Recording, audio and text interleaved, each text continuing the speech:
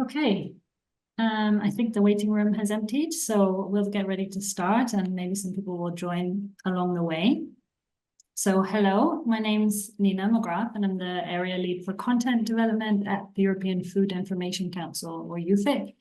Welcome to today's webinar, where we're going to talk all about communicating about gut health and the microbiome. And it's organized by TFTAK and the Sustainable Food Systems Network, which I'll tell you a little bit about in a moment. So we have two speakers with us today, Kristina Campbell, who's a science writer working on all things microbiome related, and also the author of some books, including the recent Gut Health for Dummies, and also Rain Kuldjärv, who's the team lead at TFTAK in Estonia. His research focuses on developing innovative functional foods, and he's also the author of a cookbook, Fermentation-Plain and Simple. So we'll hear some more from them in a moment, but first I just wanted to spend a few minutes introducing the TFTAK network to those who are not yet familiar. Kenya, next slide, please. So TFTAK is an online community that was launched last year, end of last year, by EUFIC. The initiative, we don't need the polls just yet, so if we can close them for now and come back in a moment. The initiative aims to provide a platform for the exchange of information between media and experts with a focus on topics that frequently appear in the news and on social media related to food, nutrition, and health. So anything from sugars, fats, food additives, processed foods, gut health, and much more. Next slide, please. And the goal is to empower both communicators and scientists to fight food misinformation together. So communicators get a chance to improve the accuracy of their reporting by gaining access to a pool of experts who are ready and willing to respond to questions, to provide quotes, and so on. And experts, on the other hand, get the opportunity to increase their visibility in the media and also build their own science communication expertise. Next slide. So the online group is free to join, and it's moderated by EUFIC's community managers that you also see here with me, Rodi and Kenya. Group members receive regular newsletters, will have access to a growing repository of resources related to science communication, can also have the possibility of joining individual or group support sessions or trainings, as well as a chance to input on which topics they'd like to see us tackle in this webinar series. Next slide, please. And it's hosted on a website called Mobilize as part of a wider network called the Sustainable Food Systems Network. So this network currently, the larger network currently counts over 2,000 members working across many different disciplines related to food systems transformation. And to sign up, you can either use the link on the screen, but we'll also include some information in the follow-up to this webinar where you can learn more. So now time for the polls, Rodi. So we'd want to find out a little bit who's in the room with a few short questions before we move to our speakers. So we have 4 questions. The first is about your background. The second is your experience with the food facts community. Number 3 is if you're a researcher, what's your experience with media, science communication? And the last one, for the other side, if you're a communicator, what's your experience of working with researchers? So if you can go ahead and place your votes now, we'll see a little bit, a taste of who is here today.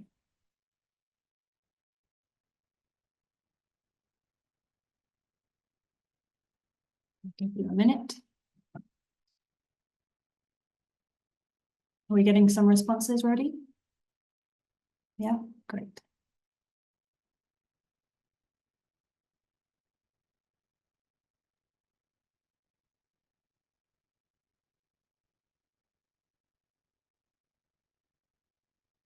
I'll just give it a few more seconds. Keep answering. Thank you.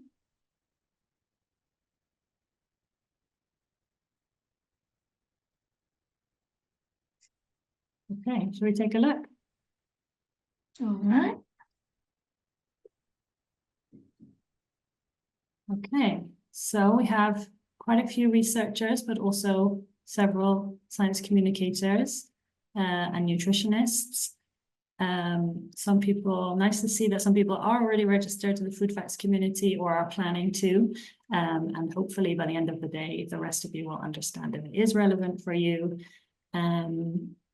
And some nice experience from some of the researchers in communication and media already.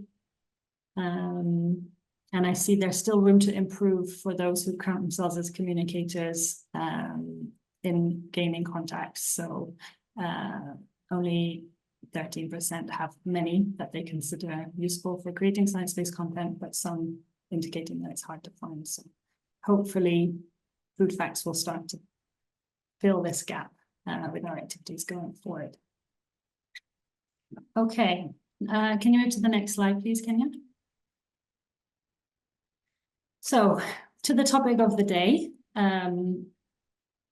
which is the main part of our agenda today. Honestly, I wanted to give a bit of background because it really feels like everyone is talking about gut health and the microbiome at the moment, especially online, and how to apply it to human health. As you can see here, Google searches are really at an all-time high and trending upwards. Next slide, please. At the moment, the hashtag gut health has over 3 billion views on TikTok. So you don't have to search very long to come up with a myriad of videos like you can see here related to gut health hacks, how to heal your gut, much, much more. And as many people here will know, lots of them are much less evidence-based than others. Next slide, please. And we also have celebrities hopping onto the hype. So there are lots of aspirational headlines around promising fantastic results like the ones you can see here from the different gut health optimized diets followed by various beautiful women that you see in the movies.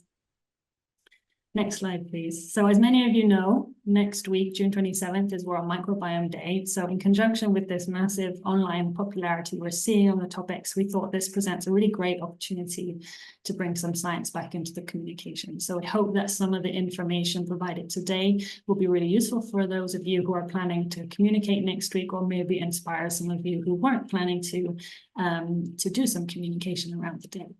So with that in mind, we invited today's two speakers to shed some light on some of these topics. So first we'll have Kristina Campbell. She'll talk about separating the wheat from the chaff, so how to find credible information on the microbiome and biotics. And then after Kristina, we'll have Rain Kuldjärv, who'll give us some insights into fermented foods and what research is being done to investigate their health benefits and find out whether the common knowledge that we all take for granted is backed up by evidence. So now I'm going to pass over to Kristina. Thank you very much. Okay, I'll get my slides up.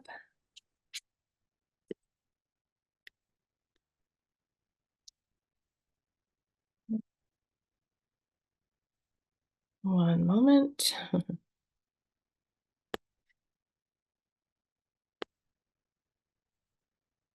Here they are. Okay.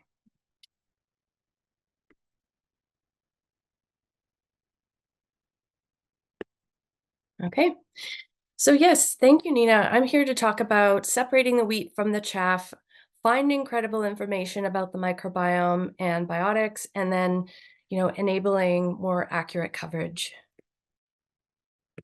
So just a little bit about myself. I've been writing in this field for about 10 years now. Kind of long before it was popular, I would say. These are some of the places I write for. Years ago, I wrote the Well-Fed Microbiome Cookbook, which has 2 chapters of the science and then a bunch of recipes. I moved on to more of an academic textbook. This is co-authored with a dietitian and a microbiologist, and it's aimed at dietitians looking to get up to speed in this field. And then my most recent project, as Nina said, was Gut Health for Dummies, just a basic primer on this area of gut health and the microbiome. And so I'm very passionate about encouraging more accurate coverage, and I really love to see it and have us move forward by aligning around the science. So the field of gut microbiome and biotics, just a quick overview here. gut microbiome and microbiota, technically there is a distinction between these two terms.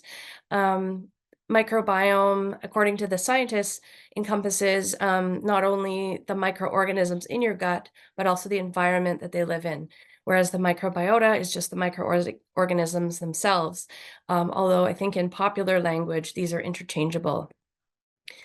And then you have, excuse me, the biotics, which are probiotics. I think that's often the point of entry for many people to this field. Prebiotics, symbiotics, and postbiotics. And then, of course, it's all related to gut health. Gut health encompasses much more than this, but these are related to it. And then, as Nina also said, there's been a huge increase in popularity over the past 10 years in this field. And I think largely it's been driven by new scientific methods, maybe more like 20 years ago, that are producing a lot of new science and allowing us to, have more knowledge. So the goal, I think, when you communicate or cover this field is, to me, it's to align around the science.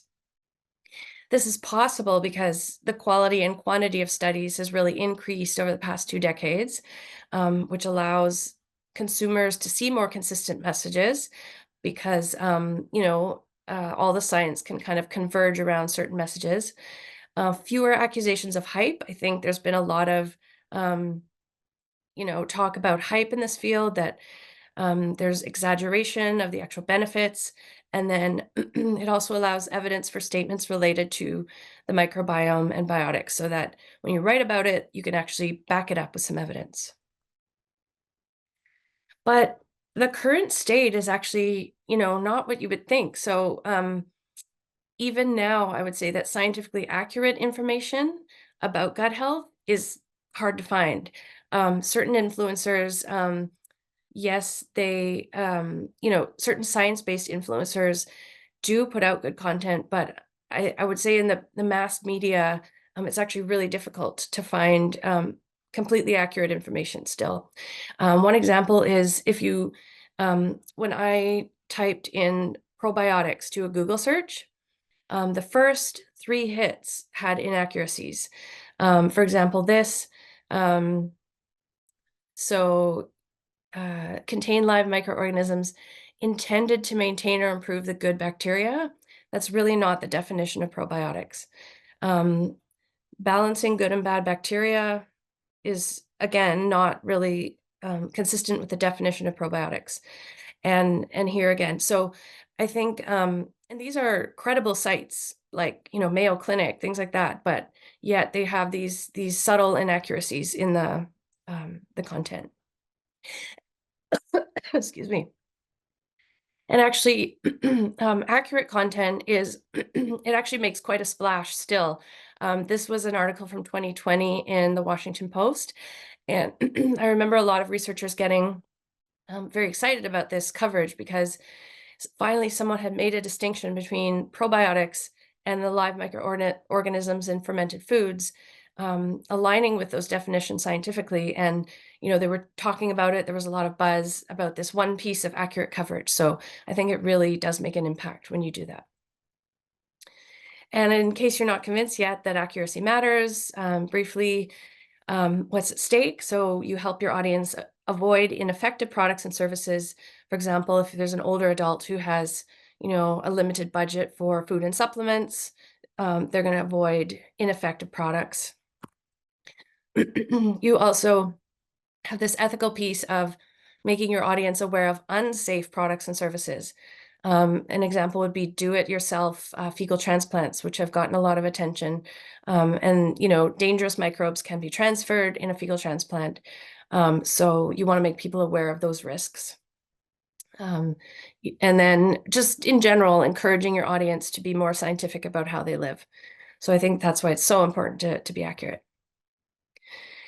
And so here are the 3 pillars of accurate coverage that I kind of use in my work and that I hope others will use. First is using the correct scientific definitions. I would say a lot of the inaccuracies in this field come down to not adhering to those definitions. And I'll get more into this in a second. Then when it comes to sources, people you interview, try to find sources who know the big picture, and this or multiple sources that together can give you the big picture. And number 3 is focusing on the efficacy of biotics. So I'll get into each one of these briefly. Using the correct scientific definitions. So an organization called ISAP, the International Scientific Association for Pro and Prebiotics, got together over the past years and got experts together to create consensus definitions. So these are experts in a room debating the proper definition of these biotics terms. And they have published a series of papers in Nature Reviews, Gastroenterology and Hepatology, kind of putting a stake in the sand on these definitions. It's not to say they, won't evolve over the years, but this is what they are right now, and this is what kind of the scientific community is able to align around.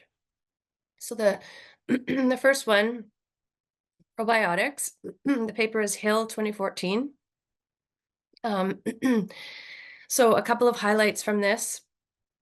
Probiotics must be administered. They're not the microorganisms currently living in your gut. So that's a key thing that I see, in different coverage, that misunderstanding that probiotics can live in your gut. But no, they must be administered from the outside. They must have a specific strain or strains and quantity, and they're not the same as the live microorganisms in fermented foods. Live microorganisms is more of an umbrella category, with probiotics being specific, microorganisms. And fermented foods, and Rain will get more into this, but they have a wild mix, unknown dose, so they technically don't qualify as probiotics most of the time, unless they're added, afterward in a specific dose. Prebiotics paper, Gibson 2017. Essentially, these are substances that feed microbes that give you a health benefit. Synbiotics, Swanson 2020. At its core, synbiotics are a prebiotic plus a probiotic, but there's a little more nuance in that the two components don't have to qualify by themselves as a probiotic and a prebiotic respectively. They can be other things that together confer a health benefit. And then there are postbiotics. And again, this one, I could do a whole presentation about postbiotics, but the consensus definition is that they are essentially killed microorganisms. I think there's a common misunderstanding that postbiotics are the metabolites or the molecules released by probiotics or live microorganisms, but the scientific definition really is focused around killed microorganisms. And then fermented foods, Marco 2021. I won't dwell on this because Rain's going to cover this. But anyhow, so if you familiarize yourself with these definitions and reflect that in your coverage, then I think that will go a long way toward accuracy. Then find sources who know the big picture. So many times when I have been covering the microbiome, I think the microbiome is a very exciting area, a very shiny new thing. And often microbiome researchers may not have the big picture. They're doing something very exciting, but they, for example, if their work pertains to type 2 diabetes, they have this great new finding, but the people in the field of type 2 diabetes traditionally, might have a different perspective or be able to put that into context. So I've learned to kind of make sure I get enough sources and people that are longtime experts in the disease field as well, so that they can give that perspective. And this is, again, an issue I've run into time and time again. A microbiome expert is not necessarily a biotics or fermented foods expert. So again, in the microbiome, you might have a new finding. There might be a potential of probiotics or something to, manipulate the microbiome, but it is worth going to those kind of long-term experts in the biotics field that They've, been in probiotics for 20 years. They know what a proper clinical trial looks like. They know some of the issues, and just making sure you have those perspectives in the piece. And finally, focusing on the efficacy of biotics, because there are a lot of red herrings here. And it's worth knowing, according to the definitions, a biotic must have a health effect. So it means there must be a study showing some sort of health benefit if something is going to be called a biotic. So that's just a basic rule. Fermented foods are a bit different. They can have health benefits. And again, Rain will cover that. But yeah, for fermented foods, it's not inherent in the definition that they need to have a health effect. But for the other biotics, it is. So watch out for conflating the health effects of a biotic with the effects on the microbiome. Sometimes much ado is made of the effects that something has on the microbiome when it really doesn't matter. Like there's no actual effect on health in the end.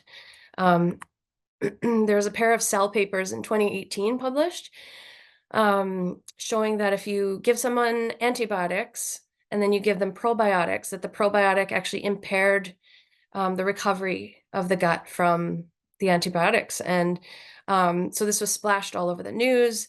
But I think the big picture that was missed was that there was actually no health effect noted. So it was kind of like, so what? Like it might impair microbiome recovery. Does that have any effect? So, and it maybe they needed just a little more, like to collect a little more data or something, but this in itself wasn't evidence of any kind of negative health effect. So kind of watch out for those papers that show microbiome changes, and then always look for like the actual effect on health. And again, sometimes it's hard to find the health effect. Sometimes it's more long-term, but I think there are more and more good, robust studies that have these links to actual health effects. So more learning opportunities if you are interested in keeping up on this. Again, I really recommend ISAP. That's their website. They have things like this infographic, which has a quick overview of the definitions, those consensus definitions and examples, just so you can like cross-reference, when you're covering this area. They have other infographics, one, explaining live dietary microbes versus what qualifies as a probiotic among that category of live dietary microbes.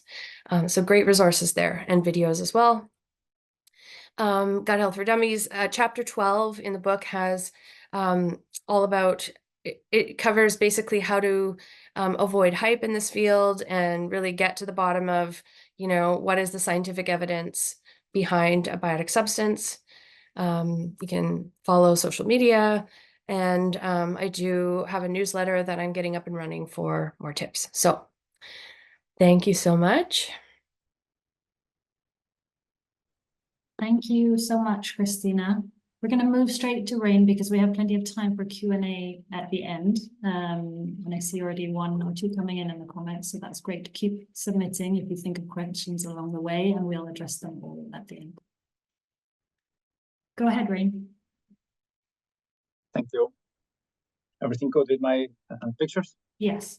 Yes. So thank you, Kristina, for introduction. So now I'm, as Kristina said, I will now start to talk about fermented foods, and more specific about traditional fermented foods. You can already see in the picture from my kitchen. So there is a lot of fermentation going on, and you can see a small happy gut and a happy brain also there, because the gut-brain axis is something that is also a hot topic in this area. But just a small background. So my link with fermented food is that I'm a food scientist by day. The company TFTAK is, the name is, it's a Food and Fermentation Technology Center. So every day I deal with different foods and beverages also, but I'm also a fermentation fan by night. So I do a lot of fermentation. Usually I like to make a joke that the best fermentation is done by nighttime, but maybe because I'm working at daytime in the lab. And I try to encourage this topic also to make people eat more fermented foods. So for example, I also make this kind of fairs sometimes in the summertime, and to really introduce people and to talk with people to understand what they think actually about fermented foods. Because quite often is that scientists have their own opinion, but people actually talk something else. So I try to be on the both sides to understand the full picture. And to continue, I also do trainings. I think it's really important, as also Kristina said, to have different stakeholders involved. Here is the picture of fermentation, this kind of group work that we did a practical class, but also a theoretical part. And these are a group of nutritionists. So it's really important if the nutritionists are speaking with people that they know the theoretical background and also give some practical advice. I also had the pleasure to do this kind of training, for example, for Agriculture Ministry of Estonia. So it's really important to have different stakeholders on the board. And for that reason, I also published this book. It's also a cookbook. Half of this is traditional recipes, but also another part is actually a theoretical part and more like a scientific theoretical part, because as Kristina already mentioned also, there is a lot of influencers that are just talking about the topic and maybe they don't have so much background. So I tried to put this kind of book easy to read, but still scientifically valuable information. And as it's quite popular in Estonia, I also have it in English now, and the title is also a beginner's guide. So I think it's really important. Sometimes people try to think that fermented food is something very difficult to make, and they don't want to make it at home. So I try to make the easiest recipes so everybody actually can start trying it. So this is me trying to promote fermented foods. And also some ideas in Estonian food. I think everybody knows sauerkraut. This is nothing to tell about. But what we see is now the fermented vegetables, and there is so big variety, so different tastes. So I think this is really getting trendy in the future. But of course, I know there is a lot of food enthusiasts in the audience. So I think something, if you haven't tried something very specific fermented food, is only in Estonia, I would say, is a spice curd sprouts. This is the food that is mentioned also in the book, 1001 Foods That You Should Try Before You Die. So I really encourage you to taste it. And if you're thinking now about surströmming, it's not nothing like that. It's actually very pleasant, not very strong smell like surströmming I have. So I really encourage you. And this recipe is also in the book if you're interested.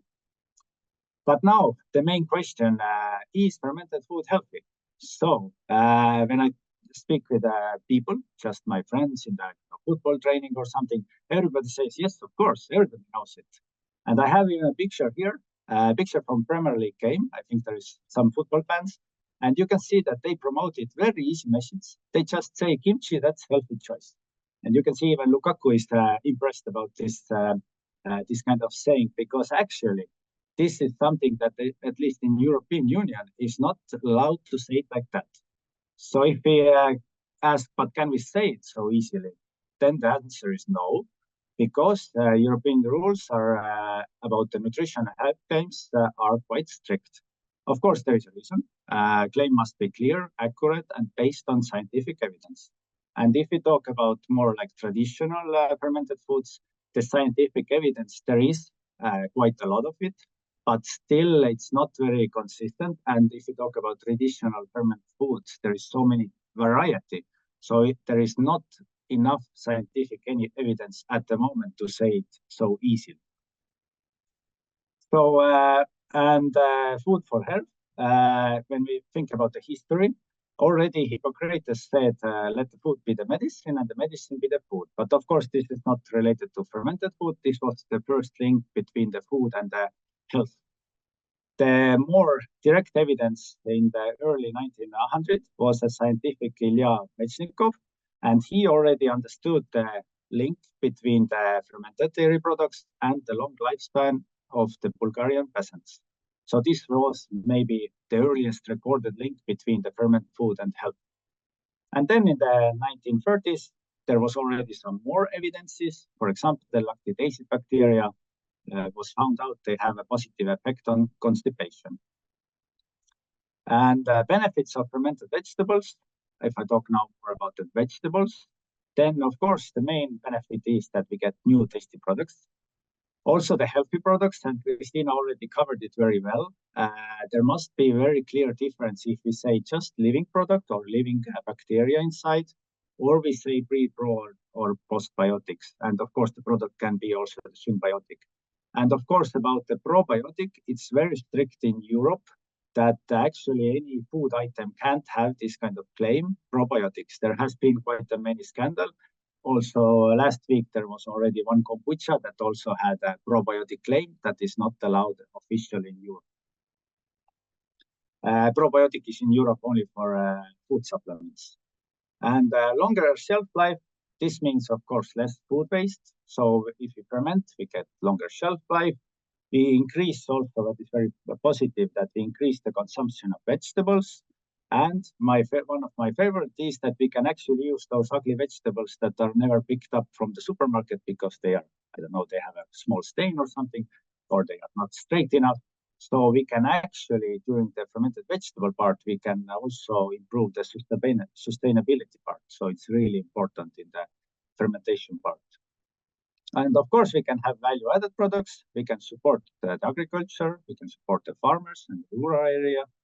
And of course, very important is traditions and sharing the food cultures, because at the moment we also see that the food trends all over the world are coming from different areas and different cultures. At the moment in Estonia, there is a lot of influence from the Asian cuisine. So we have a lot of this kind of, that's why maybe the kimchi was very popular last year and this year also in Estonia. But now let's talk about the health part. Scientific studies nowadays about fermented foods. I want to talk to you about two projects. One is the development and shelf life study of vegetable fermentation.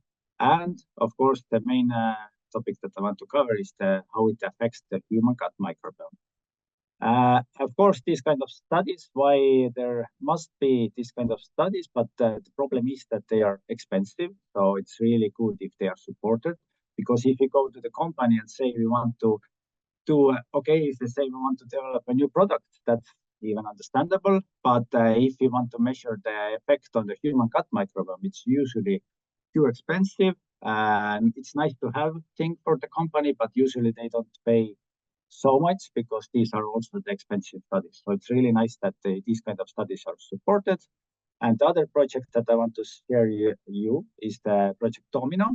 It's about harnessing the microbial potential of fermented foods for health and sustainable food systems. And this project is also supported by a European fund. So first, the first project, it was very nice that actually the idea or the problem started from the company, from actually the farm. They wanted to have new fermented products on the market.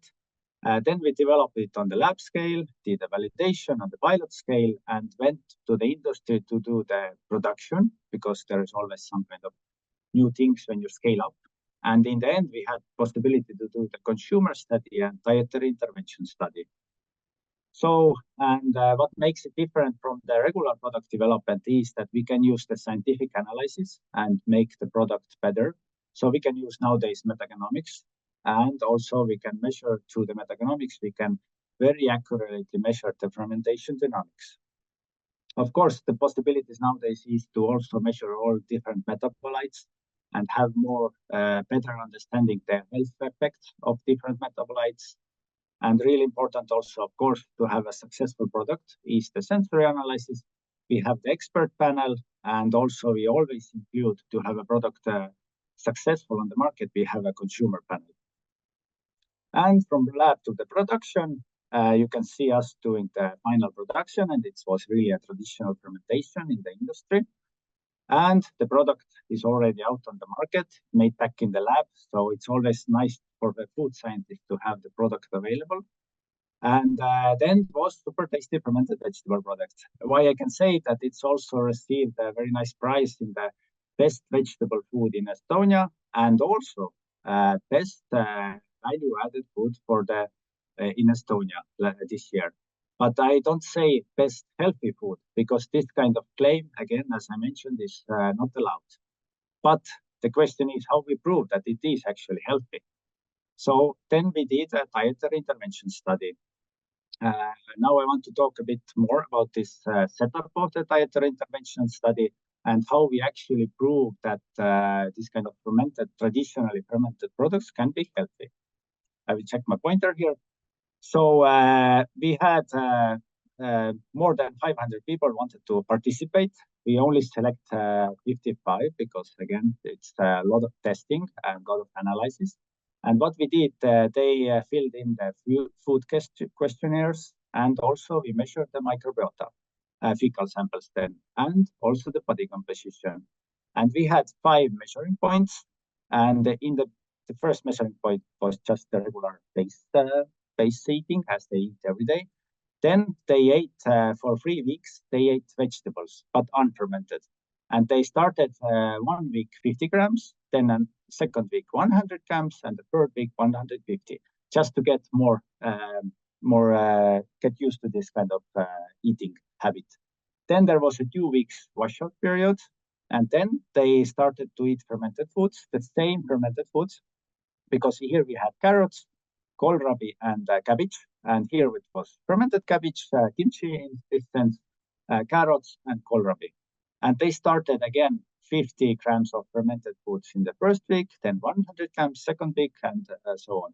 And it was really important to start with this kind of low start, because there was some people after the test, they said that before the test, they were a bit afraid of fermented foods, because when they eat it, it's not, maybe it has some more gases there, and they don't feel so comfortable in the first days. But they said after 3 to 5 days, they really started, their body adjusted this kind of eating habit. And then we had those measuring points. And now I will go to the results. So we saw some changes in the microbiota. But of course, usually, let's say 5 years, 10 years ago, everybody expected that the same bacteria in the fermented foods should be in your gut, so it should colonize. But what we see, for example, that there was change in the regular microbiota that was already there, but in this case, the number of anaerostapes increased. And of course, this can be related to better butyrate production. And we know that butyrate is very good organic acid for our gut health. But it can be also opposite, that changes in the microbiota is meaning that some bacteria is less in the gut. So we have Collinsella. And you can see during this fermented vegetable period, when they consume fermented vegetables, the amount of Collinsella actually decreased. But again, this is positive. So the decrease of this bacteria means that metabolic health is better. It shows that the dietary fiber intake has increased. So if this decreased, the dietary fiber intake is increased.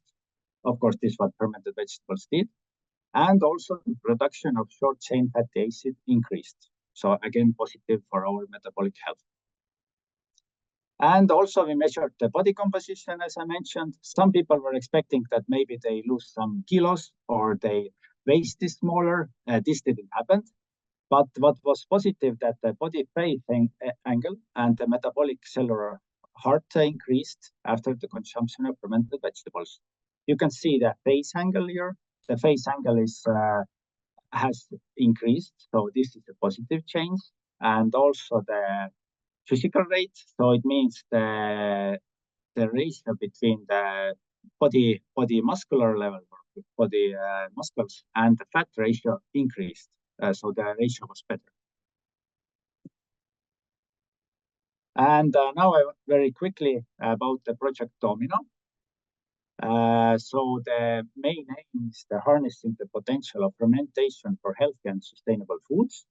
And I can bring out 2 aims. We want to understand more deeply the health benefits of traditional fermented foods, because as I mentioned, it's traditional fermented foods are considered healthy, but we actually need a lot more scientific evidence about that. And of course, in other aim is to develop novel plant-based fermented foods, to have more consumers eating fermented foods. So I recommend to sign up for Domino newsletter to understand, because this is a long project. It's 5 years project, and we are already in the 2nd year. I don't have so much results about that to share at the moment yet. But it's why it's very interesting, because it's all around Europe. We have 10 different countries, and many countries have their own case studies. So we have fermented vegetables in Estonia. In Italy, we have olives. In Spain, we have apple pommes. In France, we have legumes and cereals. And in Ireland, we have water kefir. So it's quite different traditional fermented foods in the region. So the last slide is the innovation potential of fermented food, just the idea for future. I think it's really important to have this kind of traditional products shared with others. So I want to share one very specific product in the end. It's called Viili. You can see on the picture. Looks very tasty, I think. But what makes it different, it's the yogurt type product that is made together with molds and bacteria. So we are more used to bacteria during the fermentation, but you can also see a very nice layer of molds there. And it's Finland. It's only available in Finland, I would say, but it's very nice product. So maybe it will be in the future in the other countries also. And of course, I want to highlight that the new is well forgotten old. So if you are in your country, you will dig in some traditional recipes, you might find something very interesting. And the future will be the combining fermented foods with other foods, because sometimes people are a bit afraid of eating only fermented foods, but pokeballs is something that people are used to eat. So if there is a small part of fermented foods there is something in our regular dish, we don't even notice it. So this will increase the consumption of fermented foods in future. And the niche products at the moment, that even this Viili, they might be mainstream in future. So I just have a marketed sample here that kombucha now is quite a mainstream product.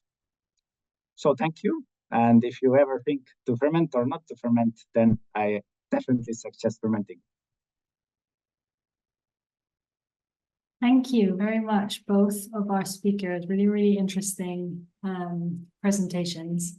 And we can go straight to the Q&A. I think we have some questions submitted in advance and some through the chat. I'll kick us off with one that was submitted before, and then maybe I will hand over to the people posting in the chat. They could switch their camera on and ask their question in person. That would be really nice. So the first question, maybe a little bit more to you, Kristina, but of course, Rain, if you want to weigh in, go ahead, is in the light of all the research published daily, how do you recommend that people stay current on the different paradigm shifts in gut health? Yeah, good question. I mean, there are some good resources out there. ISAP, as I mentioned, UFIC, and certain organizations.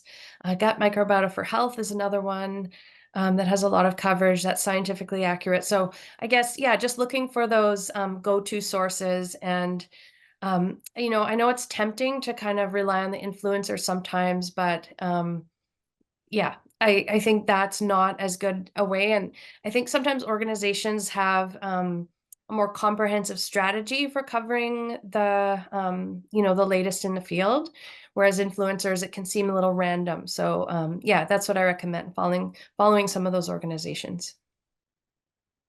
Okay, and we can make sure to include those ones that you named also in the resources that we send around for everybody afterwards. Mm-hmm. Okay, Martina, I'm going to invite you to ask your question.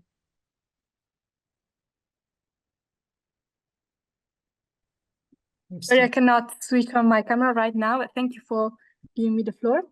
We hear you. So my question was related to claims, so mainly health claims. I'm seeing in the Eurogist, so I'm sure you know there are many related to gut health, but none of them are approved as far as I'm aware of.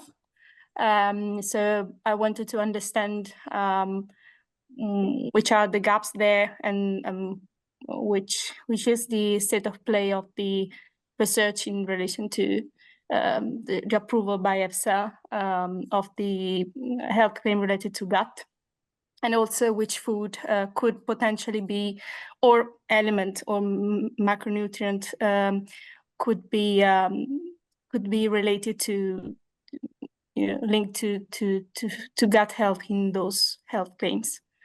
Hope I was clear. Yes, I think I heard most of the question. So yeah, the claims, I now speak from the European Union legislation. Of course, there are different, but yeah, there are claims, no direct claim for the gut health. There are claims that are related to gut health, for example, the fiber, and specifically, for example, about the beta-glucans, that you can see there's directive, there is this amount of beta-glucan coming from this source.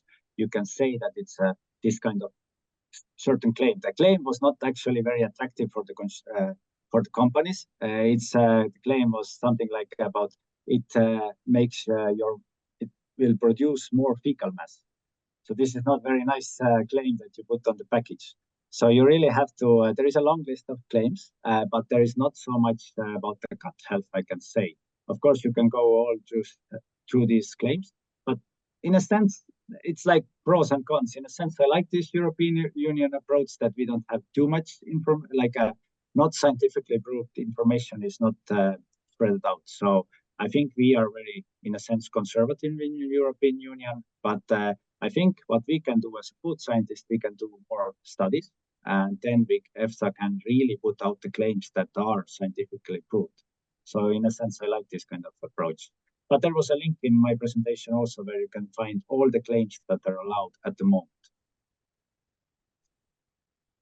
And I may just add that, yeah, right now I'm not aware of any definition of gut health as well. So in the scientific community, I don't think there's a consensus around what encompasses, what's encompassed in the concept of gut health. So yeah, you can talk about, stool composition or various things, but that maybe is an area of science that needs to advance, is like coming to a definition of gut health. Thank you very much.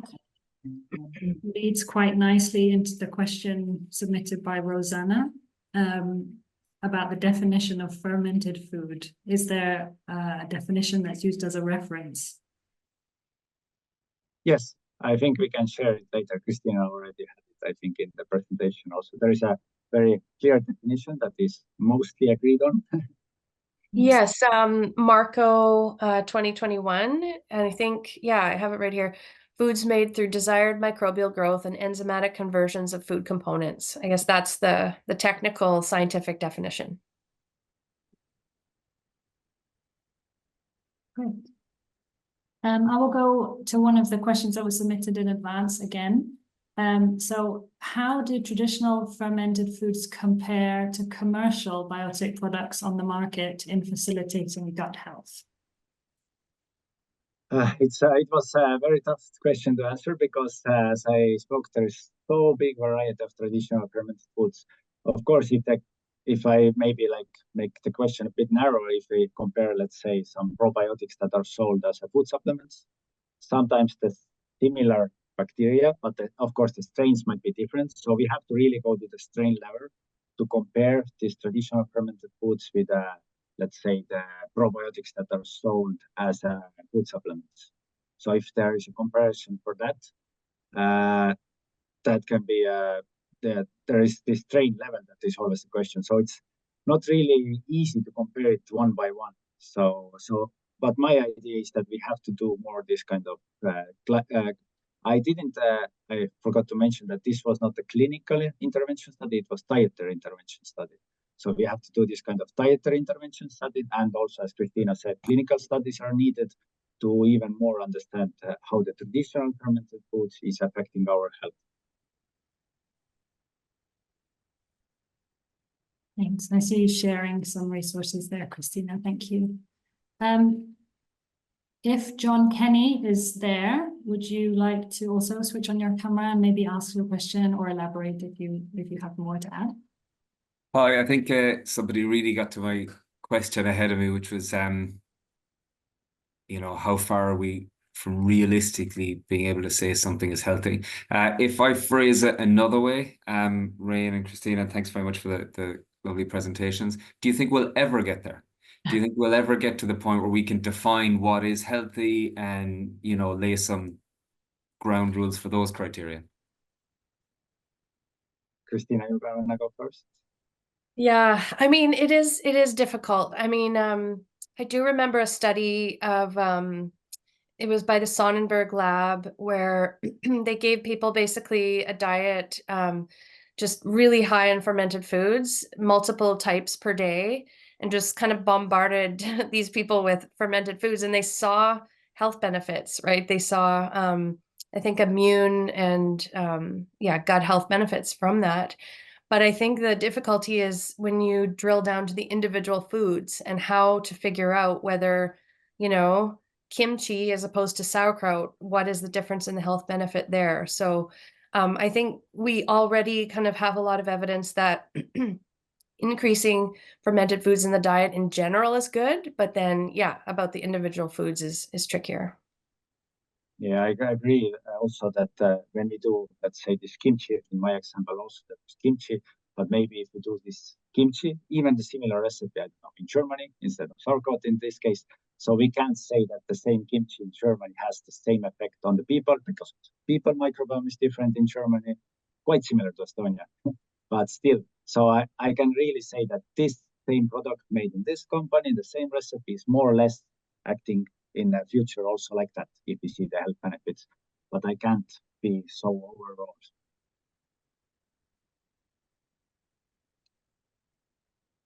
Are there any more questions from the room? You can also raise your hand if you think of something. We have a few minutes left. Otherwise, meanwhile, I will ask the last question that we were submitted in advance, which is, what would be the trending terminology for direct-to-consumer microbiome testing for B2B? Now, this is also a little bit, I'm not sure if I've understood the question correctly, but I think, Kristina, you said you had something you could perhaps indicate on this one. Yeah, I guess in my experience, that would be something like a microbiome testing service provider, because like often the commercial microbiome tests that you might buy, and so they have a background service provider, like the company will send it to one of the bigger, microbiome testing companies to get the results, and then that will come back to the customer. So like a service provider. Yeah, we have similar, for example, in Estonia, we have a connection with a service provider, Synlab, who is actually offering this kind of service, the microbiome test. And actually, these are kind of in our lab. And then later they get the report, and also there is an opportunity to have a consultant with a nutritionist or a doctor, so the medical person or the nutrition. So I think this kind of full service would be nice in this case. Thanks. And then meanwhile, Rosanna added in the chat about a rumor, I suppose, about FAO technical group working on the definition of fermentation. Yes, indeed, I've heard about this work, but it's a technical group, so it's not open to observers yet, at least. So maybe some of you have information about that. Yeah, personally, I haven't heard about it, but I think that's great news if that is happening. I know the FAO was involved in the original definition of probiotics that the ISAP definition was based on. So it's great if they're tackling fermented foods. Okay, this is the last call for any questions for today. I don't see anything in the chat or hands being raised. But here we go. There was one. Dasha, maybe you can switch the camera on and ask the question directly to the speakers. Yes, hi.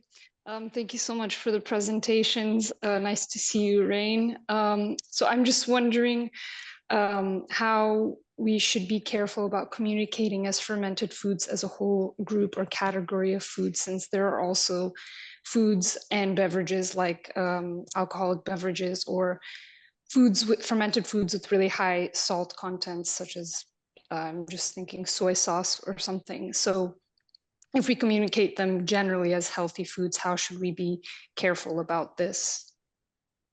Yeah, that's a very good question. I think we have to do it in the categories. Also, I know in English it was a bit tricky when I translated the book, because in Estonia we have a different verb for making lactic acid fermentation and alcoholic fermentation, for example. So in Estonian, my communication is a bit easier. When I talk about lactic fermentation, I use one word. So but in English, it's all fermentation. But we have to talk then about the categories, and that's why I really like to talk about the vegetable fermentation because as you correctly said, alcoholic fermentation is not something we want to promote. Of course, it's understandably there, but we don't want to promote it as a healthy. And also the kombucha is always a quite intriguing topic. I don't want to spend all time talking about kombucha, but also the high amount of acetic acid there, so, and also the possible alcohol if it's not controlled. So there is the danger to, if we generate too much, it's only a fermentation. We should talk more precisely about the categories. Thank you. Thank you. Okay, it's about time to wrap up. I just want to say thank you to both the speakers. It was really nice, clear presentations, and you kept very well to the time. Also, before we close, my colleague Rodi is going to put up one last poll, which just asks if there's any particular topics you'd like to see covered in future Food Facts webinars. So things that you see trending in the media that you think we could do a better job communicating about, and we can find some experts to support us here. And we will also follow up with a recording and some other resources, all the ones that Kristina mentioned, the links also to the speakers' books and so on, so that you have plenty of resources at your disposal before our Microbiome Day next week. So thank you very much, everyone, for attending.